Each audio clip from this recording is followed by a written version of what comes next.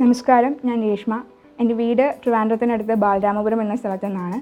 ഞാൻ BTech civil എഞ്ചിനീയറിംഗിലാണ് BTech ചെയ്തത്. Mar Baselios college of എഞ്ചിനീയറിംഗിലാണ് ഞാൻ പഠിച്ചത്. പഠിച്ചു കഴിഞ്ഞപ്പോഴത്തേക്കും എത്രയും പെട്ടെന്ന് ഒരു സ്റ്റേബിളായിട്ടൊരു ജോലി ഏൺ ചെയ്യണം എന്നുള്ളതായിരുന്നു എൻ്റെ ഒരു പ്രയോറിറ്റി.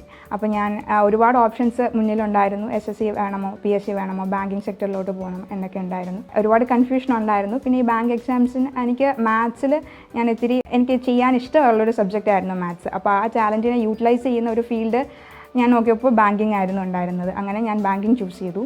ഇപ്പോൾ ഞാൻ SBI POയുടെ എക്സാം ക്ലിയർ ചെയ്തേക്കാണ്. എനിക്ക് ട്രിവാൻഡ്രം സർക്കിളാണ് അലൗട്ട് ചെയ്തിരിക്കുന്നത്. അപ്പോൾ ഇതെൻ്റെ ഫസ്റ്റ് അറ്റംപ്റ്റ് ആയിരുന്നു.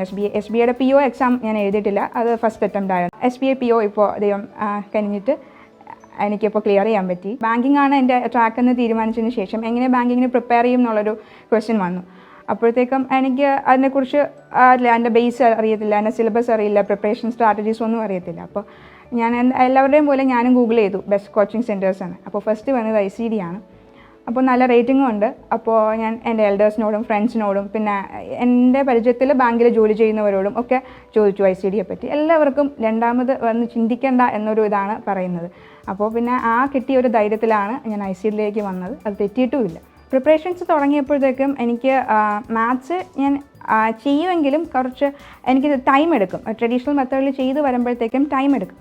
അപ്പോൾ ICDയിൽ നിന്നുള്ള കിട്ടിയ ടിപ്സാണ് ഏറ്റവും കൂടുതൽ ഉപകരിച്ചിട്ടുള്ളത്. കാരണം ചില ക്വസ്റ്റ്യൻസ് വിത്തിൻ സെക്കൻഡ്സ് അല്ലെങ്കിൽ പെന്നും പേപ്പർ യൂസ് ചെയ്യാതെ തന്നെ ചെയ്യാൻ പറ്റിയത് ICDയിൽ നിന്ന് കിട്ടിയ ഒരുപാട് സിമ്പിൾ ടിപ്സ് കാരണമാണ്. മുന്നേ ഞങ്ങളൊരു ക്വസ്റ്റ്യൻ അപ്രോച്ച് ചെയ്യുന്നത് ട്രഡീഷണൽ മെത്തേഡ് വെച്ചിട്ടാണ്. ഇപ്പോൾ ഇത് ICDയിൽ വന്നതിന് ശേഷം ICD മെത്തേഡാണ് ഞങ്ങൾ ഫ്രണ്ട്സിൻ്റെ ഇടയിൽ പറയാറ്. അപ്പം ഞങ്ങൾക്കൊരു ക്വസ്റ്റ്യൻ ഡൗട്ട് ഉണ്ടെങ്കിൽ ഞങ്ങൾ ഫ്രണ്ട്സ് അല്ല നമ്മൾ ICDയിലെ മെത്തേഡ് തന്നെ എങ്ങനെ സോൾവ് ചെയ്ത് കിട്ടും, അതിൽ കിട്ടിയാൽ ഞങ്ങൾക്ക് അവസാനം ഒരു കംഫർട്ടബിൾ ആവുന്നുള്ളൂ. എന്നാലും ഞങ്ങൾക്ക് പെട്ടെന്നത് ഇങ്ങനെ പഠിച്ചുകൊണ്ട് ICDയിൽ ഈ മെത്തേഡിൽ പഠിച്ചിട്ട് പോയാൽ അതുപോലെ നമുക്ക് കറക്റ്റായിട്ട് ചെയ്യാൻ പറ്റുള്ളൂ എന്നൊരു കോൺഫിഡൻസ് വന്നത് ICDയിൽ വന്നതിന് ശേഷമാണ്. ഇൻ്റർവ്യൂ ക്ലാസ് ഞങ്ങൾക്ക് മോക്ക് ഇൻ്റർവ്യൂസ് നടത്തി. അത് വളരെ യൂസ്ഫുൾ ആയിരുന്നു. പിന്നെ സാറിൻ്റെ ഇൻ്റർവ്യൂ ബേസിസ്, അതായത് ബാങ്കിങ് അവയർനെസ് ചേർത്തിട്ട് ഒരു മെറ്റീരിയൽ തന്നു സാറ്. പിന്നെ ഞങ്ങളെ കൊണ്ട് തന്നെ ഒരുപാട് ക്വസ്റ്റ്യൻസ്, അതായത് വരാൻ ചാൻസ് ഉള്ള ക്വസ്റ്റ്യൻസിന് ആൻസേഴ്സ് ഞങ്ങളെ കൊണ്ട് പ്രിപ്പയർ ചെയ്യിപ്പിച്ച് അതൊന്ന് ക്ലാസ്സിൽ പറയിപ്പിച്ചു. അപ്പോൾ തന്നെ ഒരു ക്ലാസ്സിൻ്റെ മുമ്പിലൊക്കെ ഒരു ആൻസർ പ്രസൻറ്റ് ചെയ്യുമ്പോൾ ഒരു പകുതിയോളം അല്ലെങ്കിൽ ഒരു പേടി അങ്ങ് മാറി കിട്ടി. അപ്പോൾ തന്നെ അതിന് ആൻസേഴ്സ് കറക്റ്റ് ചെയ്ത് തന്നു. അപ്പോൾ എങ്ങനെ ഞാൻ കുറച്ചുകൂടെ കോൺഫിഡൻ്റ് ആയിട്ട് ഇപ്പോൾ ഞങ്ങളുടെ ആൻസർ കറക്റ്റ് ആണല്ലോ, പേടിയില്ലാതെ പ്രസൻറ്റ് ചെയ്യാം എന്നൊരു കോൺഫിഡൻസ് ഞങ്ങൾക്ക് ഇമ്പാർട്ട് ചെയ്തു സാർ. അപ്പോൾ സാറിൻ്റെ വേർഡ്സാണ് ഞങ്ങൾക്ക് ധൈര്യം തന്നത്. ലൈക്ക് ലക്ക് എന്നൊരു ഫാക്ടർ ഇല്ല, ഹാർഡ് വർക്ക് എന്നൊരു ഫാക്ടറാണ് ഉള്ളത്, അത് മാത്രമേ ഉള്ളൂ എന്നുള്ളൊരു വേർഡ്സാണ് ഞങ്ങൾക്ക് ധൈര്യം തന്നത്.